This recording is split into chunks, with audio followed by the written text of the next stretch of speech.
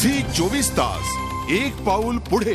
तर वैयक्तिक कारणाने राजीनामा देत असल्याचं सुरेश पठार यांनी म्हटलंय, तर अण्णांनी मात्र या बाबतीत मौन बाळगलंय। चर्चा काय चालल्यात ते काय मला माहित नाही, पण मी मात्र राजीनामा दिलेला आहे। काही व्यक्तिगत कारणास्तव मी घरी कुटुंबाला वेळ देऊ शकत नाही, त्यामुळे मला आणि कसं आहे की मूवमेंट अशी इतक्या मोठ्या याच्यावर आहे की त्याच्यामुळे आपण पूर्ण क्षमतेने तिथं जर काम करू शकलो नाही तर त्याच्यात चळवळीचं नुकसान होतं आणि मग ती गोष्ट चांगली नाही। म्हणून तिथं जास्त क्षमतेने काम करणारा माणूस तिथे यावा।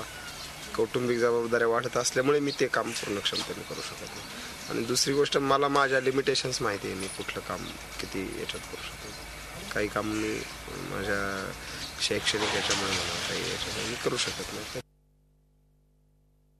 अरे बोलना नहीं, अरे बोलना नहीं, अरे बोलना नहीं।